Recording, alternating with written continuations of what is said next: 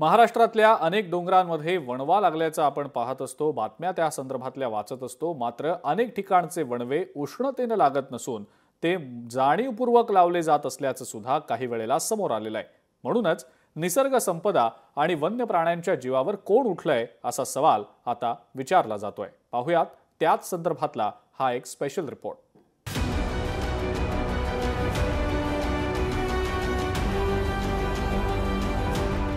वणव्यांची आग आणि वनसंपदेची राख, वणवा लागतोय की लावला जातोय, डोंगरांच्या मुळावर कोण उठलंय। गेल्या काही वर्षात अनेक भागात वणवे लागल्याचं समोर आलंय। या वणव्यामध्ये वनसंपदेचं मोठं नुकसान होत आहे, पण हे वणवे लावले जात असल्याचं देखील आता समोर येत आहे। साताऱ्याच्या जावळी, वाई, महाबळेश्वर, पाचगणी या परिसरात मोठ्या प्रमाणात वणवा लागतोय।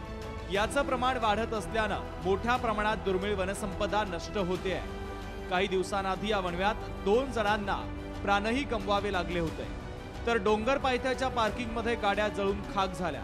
या पार्श्वभूमीवर हा वणवा लावला जातोय की वाढत्या उष्णतेने लागतोय, या संदर्भात अनेक शंका उपस्थित होत आहेत। काही लोक जाणीवपूर्वक वणवे लावतात आणि जीवन क्षेत्रात वणवे ज्यांनी लावले आहेत ते आरोपी आम्ही शोधत आहे आणि आरोपी सापडला, आरोपी आम्हाला मिळाले काही केसेसमध्ये, त्याच्यावर आम्ही कठोर कारवाई केली आहे। कोर्टात सुद्धा केसेस टाकले आहेत। पश्चिम घाट परिसरातील महाबळेश्वर, पाचगणी, वाई तसंच जावळी तालुक्यात सध्या मोठ्या प्रमाणात वणवे लावले जात आहेत। जावळी तालुक्यातील खासगी क्षेत्रात लागलेल्या वणव्यात 2 बस जळून खाक झाल्या। तसंच खंडाळा तालुक्यात कन्हेर येथे वणवा भिजवताना एका शेतकऱ्याचा मृत्यू देखील झाला। खासगी जागेत वणवा लागून तो वनक्षेत्राच्या हद्दीमध्ये जातो आणि संपूर्ण वनक्षेत्राची वनराई नष्ट होते। त्यामुळे सातारा जिल्ह्यातील आणि पश्चिम घाटातील अनेक पर्वतरांगा नष्ट झालेल्या आहेत। वन विभाग अजिबात लक्ष घालत नाही। ते तात्पुरतं काम करणार आणि बाकी अजिबात लक्ष घालणार नाही।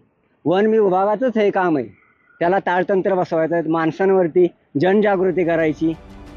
सातारा जिल्ह्यातील अनमोल असलेल्या वनसंपदेचा ठेवा जपण्यासाठी प्रत्येकानं प्रयत्न करायला हवा। वणव्याचे दुष्परिणाम ओळखून त्याबाबत जनजागृती देखील करण्याची गरज निर्माण झाली आहे, तरच पश्चिम घाटातील हिरवीगार निसर्ग संपदा आणि वन्य प्राणी वाचतील। इम्तियाज मुजावर, लोकशाही मराठी, सातारा। लोकशाही मराठी, ऐका, पहा, जागरूक रहा।